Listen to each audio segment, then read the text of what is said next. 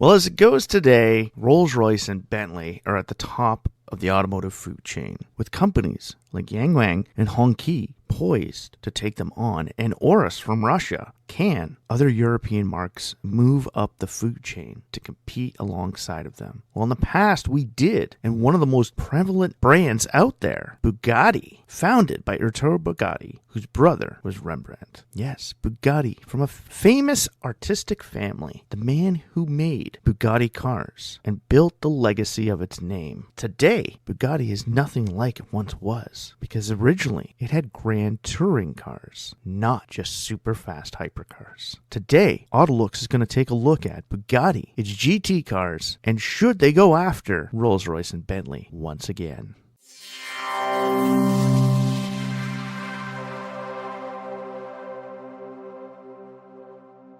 Welcome back to the AutoLooks Podcast. I'm your host, as always, the doctor to the automotive industry, Mr. Everett J, coming to you from our host website at AutoLooks.net. Have you been there? Stop by, check it out, read some of the reviews, check out some of the ratings, find out who won our coveted AutoLooks A+ award for design excellence from around the world. And soon enough, you'll be able to find out which vehicles make the top automobiles for their segments from around the world. All from the AutoLooks.net website. And while you're there, stop by, check out the Corporate Links website page. We're updating it as we go this year to ensure the longevity of the AutoLooks.net website, and our Corporate Links website page is up to date for you, the viewer.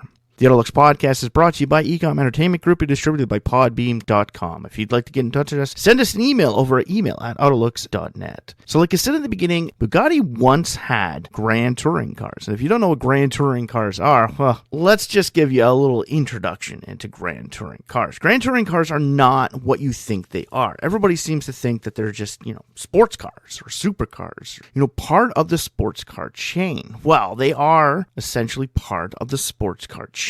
They're one step up from what you call the Grand Touring sports cars. These are things like the Huracan and the 458 Ferraris. They're the vehicles that give you creature comforts. You want a perfect example of it? Go and look for the Mercedes SLS AMG, the Ferrari 612 Scaligatti, or, in all probable terms, the McLaren GT. Now, in the past, we've talked about the GT cars from Ferrari, the ones that kind of gave it its more luxury appeal to basic travelers. Now, these things had tons of power and would still give you all the creature comforts that a standard saloon or sedan may give you, but only in two-door comfort. Well, Bugatti in its past did have GT cars. And at that point in time, Bugatti was one of the competitors to both Rolls-Royce, Bentley, and at its even high point in times, LaSalle Cadillac, Imperial from Chrysler, Continental from Lincoln, and hell, even at one point in time, Mercedes-Benz, the top tier of luxury from around the globe. Bugatti was there, and grand touring cars were it. They didn't focus on speed like they do today. In the past, they focused on these comforts. And one of the most promising cars from their past, the Bugatti Type 50. Now, I don't know how many of these I actually have in Hot Wheels form. Probably 4 or 5, made in the 1970s, and I got one that's still in decent shape with that black and red. Now, this is a car that essentially paved the way for the design inspiration and color layout when the Veyron came back to us. Yes, the grand touring cars of its past gave us what we needed in the future. Now, like I said, this is 1931. This is a point in time where in North America, our market is falling, but in the European market, things are just slowing. But the automobile is growing, and it's not all about speed. It's the 1930s. Speed is not it. Big engines with lots of power and lots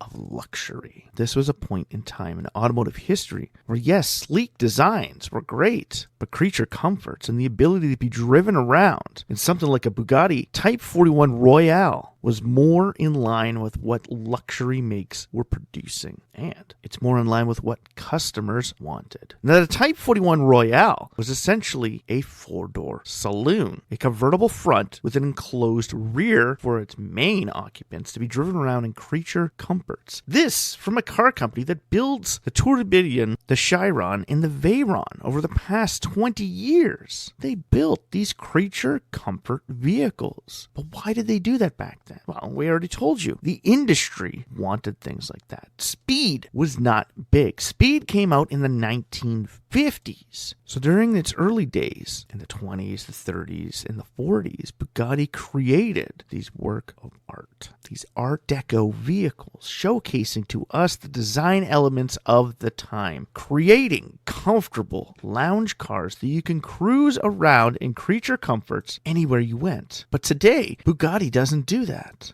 Why not? Well, it's a question you have to ask. Throughout its history, you have to remember the original Bugatti died out in 1963. Now, it died out because Ettore Bugatti and his son Jean were gone. There was no family running the company. Without their direction and their amazing designs, this company wasn't moving forward. So it disappeared. Well, in 1987, that all changed. Bugatti Automobili SPA arrived on the scene, and with it, a future with not only supercars, but with sedans was coming out. And hell, the rebirth of the Bugatti GT. In 87, when Bugatti's name and this car company was being reborn and the EB110 was about to come out, they were contemplating moving Bugatti back into the same likes of where Rolls-Royce and Bentley were now. They wanted a French competitor to the big luxury makes. And hell, France had luxury makes in its past, but today they had none. They'd been whittled down to just Renault, Citroën, and Peugeot. No major luxury makes whatsoever existed in France. But Bugatti and its name, so synonymous with French luxury, was on its way back. Now, the funniest thing about this is Bugatti, when you hear it, you don't think of France at all. Well, essentially, that's all in truth, because Bugatti wasn't French. Bugatti was essentially born in Milan, Italy, to Carlos and Teresa Bugatti. His brother Rembrandt, they were a famous family of designers and engineers. Ettore wanted to be like the rest of his family and build amazing things for the world. Where a lot of people in his family were artists, he wanted to showcase his art through his automobiles. Seeing this brand new technology coming out to the world, he wanted to build vehicles for the future. And by doing so, he created some of the most beautiful vehicles in the history of the automobile. Like we originally said, the Bugatti Type 50, and one of the most famous ones, the Type 57 Atlantic. Yes, the Bugatti Atlantic, registered as an actual piece of art. He gave us these beautiful masterpieces. But like we said, he was born in Italy, so he wasn't French. He became French when he founded Bugatti Cars. And Bugatti Cars, even today, is a French automotive company. And with that, they wanted to build luxury cars for the world. With the arrival of the EB110, a plan was put in place to bring more money to fund its successor. And to do that as its own car company, you would have to build vehicles for the general masses. And to do that, Bugatti would have to look forward into its past. They would have to take a look at the old Royales. They'd have to take a look at these old saloons and the creature comforts that they had. They'd have to look at vehicles like the Type 50 and how it had 4 seats in it, not 2. They needed vehicles to push them into their future, and they needed to do it in a way that they can make money. Well, the depression of the 1980s was behind us, and essentially the second roaring generation of the 90s was upon us. So Bugatti laid out a plan to give us something that the world may want for its future. They built a concept in the early 90s, right around the time the EB110 was released, built off a similar platform and utilizing the same engines. They came up with the EB112 concept, an ultra-luxury sedan built for the high-end marketplace. This was a vehicle that would eventually give form to the Veyron, if you actually seen its design. But unfortunately, its design was very similar to that of most standardized products of that point in time. And with low financial assistance, the EB112 never made it past the concept phase. With the EB110 selling, they needed to utilize the profits from that to help build and finance new products. Well, with the 112 not moving forward, they thought maybe, just maybe, they can go a little bit different step. And they created a concept for a 2-door grand touring product built off the 112's platform. The EB118 concept came out. Essentially a reborn Type 50 from the past. This was something that Bugatti needed to win the marketplace. This was a vehicle that Bugatti needed to put into production, but they couldn't. They still couldn't finance the projects. Where the 112 gave us the image of what Bugatti was supposed to become, and the 118 showcased us that coupes can still be made from the Bugatti nameplate. it doesn't just have to be supercars. They were competing on the same grounds as Ferrari, Lamborghini, Aston Martin, Porsche, and Lotus. And at this point in time in history, during the 90s, there was tons of supercar manufacturers out there, all vying for a piece of a smaller piece of pie than what exists today. But as that market was growing and the demand for both sports cars, GTSs, GTs, and supercars was growing, Bugatti wanted to get their feet in. But they needed to finance even better products. You see, in the automotive world, when you release your first vehicle, it's the one that goes out and paves the way for your corporation. But once that's released into the world, you can't just put it out there and forget about it. You have to remember where it came from. And you have to build a product very quickly to follow it up. But why do we have to do this? Well, you need to make money somehow. And you can't just put a car out there and think it's going to be able to run forever. Because technology changes. People's tastes change. And if you have the exact same design, eventually people are going to tire of it. Have you ever wondered why sales at a lot of previous Chrysler Corporation brands are slowly drying up? Chrysler has been whittled down to just the Pacifica. Dodge is essentially the Hornet and the remnants of what remains of the Durango. The Charger is coming out, and they need the Charger to be a success to build more sales and more profit margins to help finance its future lineup. That is what Bugatti needed. They needed more money to build their future lineup. And these Grand Touring products are what they really needed, because Bugatti was a creature comfort vehicle in the beginning. And all they had right now was the EB110. They had a supercar out in the production lines going as fast as possible and competing with some of the top tier supercars. But it didn't have the dealerships, the sales force, and the publicity that the others had. Hell, it didn't even have its history, because by the time it arrived in the 90s, it had been over 30 years, an entire generation since its demise. And when it disappeared on its lowest note possible. Everybody remembers Bugattis from the 1930s and the 1940s. But from the 1950s, a lot of their models have been forgotten. A model like the Type 101 is not something you think of on an everyday manner. It's not something you look at when you think of Bugatti. There were creature comforts to those vehicles, but Bugatti's name wasn't big enough to hold its own. And you also have to remember, the 50s is when the 300 SL came out and brand new supercars were coming to the market. Lamborghini gave us their first automobile. In old true fashion, it was a Grand Touring product.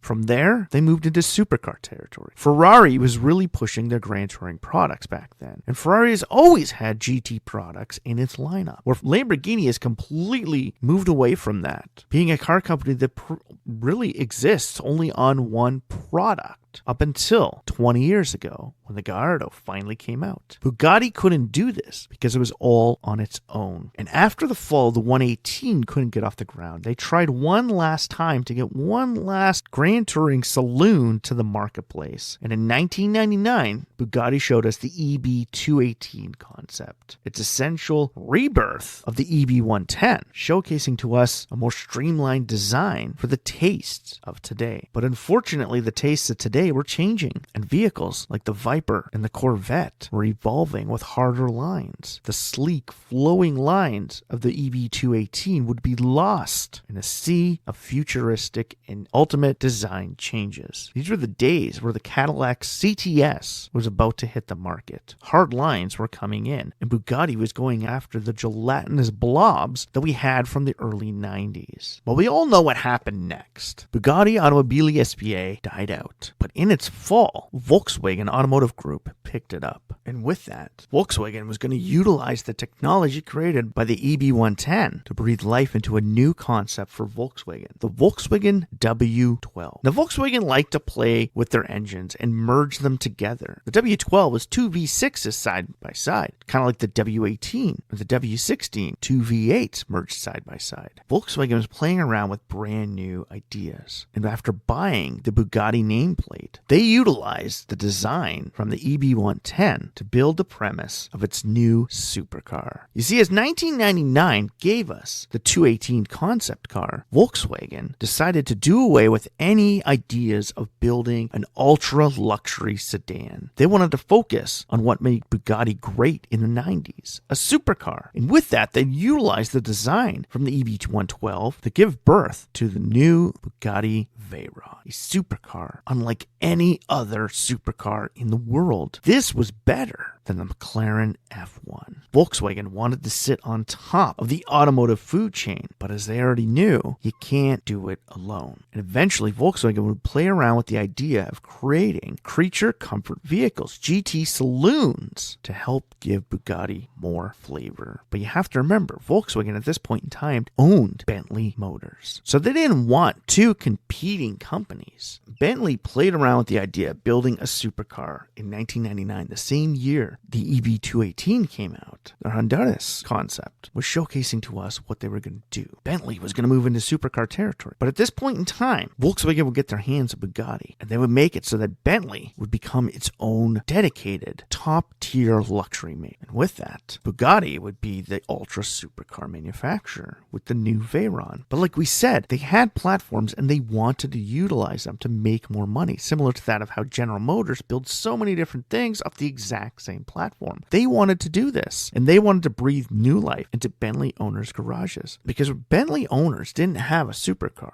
A lot of them would go out and buy a Veyron to go around fast, but then they choose a Bentley as creature comforts. Well, they wanted to go one step up from Bentley. Yes, you can do that and create an ultra luxury vehicle. And in 2009, Volkswagen finally gave us something built off of a Bentley platform, the Bugatti Galiber concept, a brand new 4-seater, 4-door Grand Touring saloon from the Bugatti nameplate. This thing was put even higher up than a Rolls-Royce Phantom. It was ultra luxury. It had the high-speed appeal of the Veyron with all of the luxury creature comforts that we wanted. So why didn't they build it? Why didn't Bugatti go ahead and do that? Well, they had the Veyron, and before too long, they would have the Chiron. And then Volkswagen realized there's a market for customizable vehicles, where the Chiron would morph into the Devo, the Centrodisi, the Bolide, the Mistral. It would morph into a multitude of different models to ensure the longevity of the platform. Where the original EB110S only gave us the one product, the Veyron had all kinds of special editions. Well, the Chiron was more of a coach build product with a multitude of different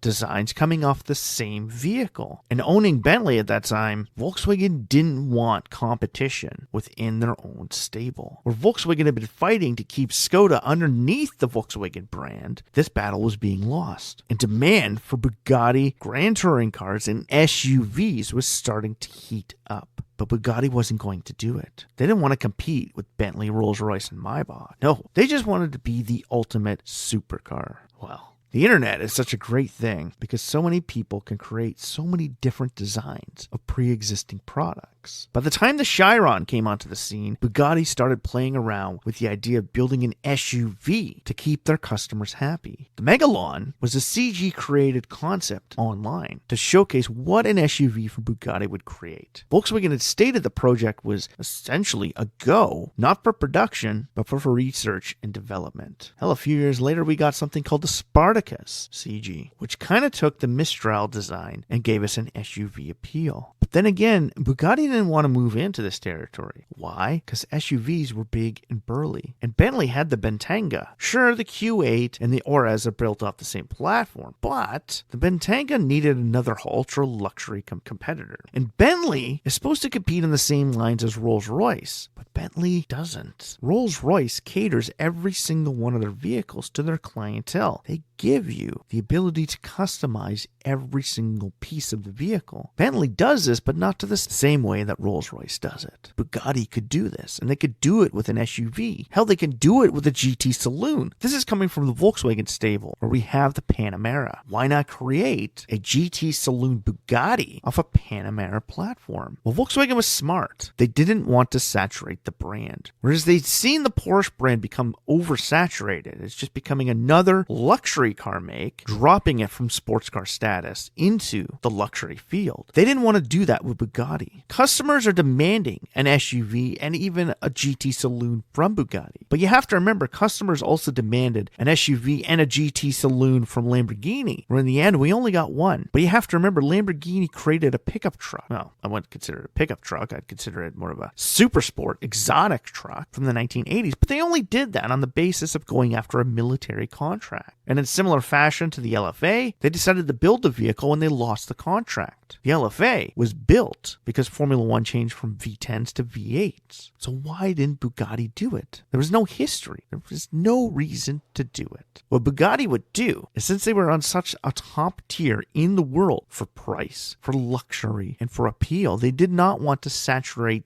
that brand. Because if they create a GT saloon, even though the 16C Caliber was an amazing vehicle and would be a product that would not be sold under 7 figures, it could still saturate the brand. We get it. Bugatti had a lot of Grand Touring products in its past, but when the original company died out in 1963, that was it. The Grand Touring ride was over. Bugatti wasn't about ultra-high luxury. When it was reborn in the late 80s, it was a supercar manufacturer. And the mentality of today's generation is that Bugatti is for supercars. It's speed and power. And today, Bugatti is being run by Mate Rimac, the builder of the Rimac Nevera, one of the fastest electric cars in the entire world, next to the Spark Owl. I'm sorry, Japan kind of took that away from you, mate, but you were the first. Rimac has been asked if they're going to do that as well. Are you going to follow suit in what Volkswagen had considered, or what Bugatti Automobili had considered in the 90s? No, Bugatti may change its power sources for the future, but it is not going to become mainstream. Now that it's Bugatti Rimac automobiles, Bugatti is going to stay where it is. Its Grand Touring past is never going to come back, even if customers demand it. But why? Because when customers demand it and they want a product to suit their needs, the dealers are just going to point them in the direction of other products from their stable. Do you want an SUV? Get a Bentenga. Do you want a sedan? Get a Mulsanne. Do you want a Grand Touring sedan? Get a Panamera. Rimac, because it is a new company and because it doesn't have the history behind it, even though it built one of the fastest electric cars in the world, doesn't mean that it can't change. And that is where Rimac is going to change for Bugatti. See, what this marriage is going to do is Bugatti is essentially going to have Grand Touring vehicles in its future, but it's not going to have them under the Bugatti nameplate. This is similar to Aston Martin, where Aston Martin was originally the luxury Grand Touring and supercar manufacturer. Lagonda was there for sedans. Now, unfortunately, they lost their way where the DBX came out, and the DBX should have been the Lagonda DBX. Same with the Rapide. It should have been the Lagonda Rapide, so as not to saturate the Aston Martin image. Hell, even the Signet should have been a Lagonda. Mate Rimac is smart, and he understands this. Bugatti has built itself as being the most premier supercar manufacturer in the world, surpassing the likes of Ferrari. So to keep that, he has to keep Bugatti in its place. By adding more models to it, he could saturate the brand and bring it down from being the top tier of the supercar world and bring it into line with Ferrari. You have to remember, just like in high school, your image is key to who you are. And Bugatti's image today is high speed. We can't throw something with creature comforts, and that's a lot slower, into the mix. We have to pair it with another brand. Do you really think Volkswagen was dumb when they just decided to give Rimac the reins to the Bugatti nameplate? No. Volkswagen wanted electric vehicle technology from Rimac, and in turn, Rimac would make the decisions at Bugatti. But in the end, Rimac would become the Grand Touring products for the Bugatti nameplate, but without saturating the Bugatti name. Bugatti today won't have Grand Touring products like its past. No matter how much we demand to get a brand new Bugatti Atlantic brought out, it will never happen, because Bugatti in its form today is all about one thing: high-end speed. If you can't open the door of a brand new Bugatti product, look at it and automatically think this thing is worth more than what I paid for it, the Bugatti is not doing their job. Sure, we could bring in more customers and create more sales by adding the GT nameplates to Bugatti. We could bring back its history, but like Lamborghini once stated, why do we need to dip our toes into the past when we already were there? We need to keep looking towards the future, and that is where Bugatti is going. The Bugatti GT cars are no longer existent in its history. Bugatti is one thing, and one thing only: ultra cars. It's about ultra high endurance speed. And that is what made Bugatti into the car company it is today. Creature comforts are what made it in its past. So today, with Rimac in charge, Bugatti has its future set out for itself. And with that, we're sorry to say that great products like the EB112 and the 218 sedans of the past will no longer be able to come out. The 16C Gallibur was an amazing product, but unfortunately, unless a coach builder wants to build it off a Bentley Mulsanne or even a Porsche Panamera platform, we will never get it. And for all those hoping for a Bugatti SUV, don't hold your breath, because you're going to pass out before it ever arrives. Do you really think Bugatti should dip its toes into its past, or should it just keep moving forward? Tell us what you think at the bottom. Click the like button, like this, share this, and comment about it, and tell us what you think Bugatti should do. Should they dip their toes into the past and bring back Grand Touring products to the nameplate? They had a lot of amazing, great products that were either here or were supposed to be here and never came out. Was Volkswagen right in canceling the 16C Gallibur? Tell us at the bottom. Tell us your stories about Bugatti, and tell us what you have learned and what you think about this amazing car company and its glorious past of creature comforts. Should they go after the likes of Rolls-Royce? Should Volkswagen make Bugatti their Rolls-Royce? Or Bentley is just more of a premier brand? Now, like we said, click the like button, click like, follow, and share at the bottom. And after you've done that, stop by the website, read some of the reviews, check out some of the ratings, go to the Corporate Links website page, and check out all of our reviews on over 600 vehicles that we rated on our design formula for model year 2025, all available on the AutoLooks.net website. And if you like that, send us an email over at email@autolooks.net. Give us your thoughts and your opinions about any of the things we've talked about in this podcast or any others. Tell us what you think, and we'll share it with the world, all from the AutoLooks.net website. The AutoLooks Podcast is brought to you by Ecom Entertainment Group and distributed by Podbeam.com. If you'd like to get in touch with us, send us an email over at email@autolooks.net. The AutoLooks Podcast is hosted by the one and only Doctor to the Automotive Industry, Mr. Everett J., who is also the founder, creator, sound organizer, and all-around purveyor of automotive specialties. Yes, Everett J is the one-man team from AutoLooks. So we'd like to say, if you like this podcast, please like, share, follow us. And for myself, Everett J, the Ecom Entertainment Group, and Podbeam.com, strap yourself in for this one fun, wild ride that the AutoLooks Podcast and Bugatti is going to take us on into the future.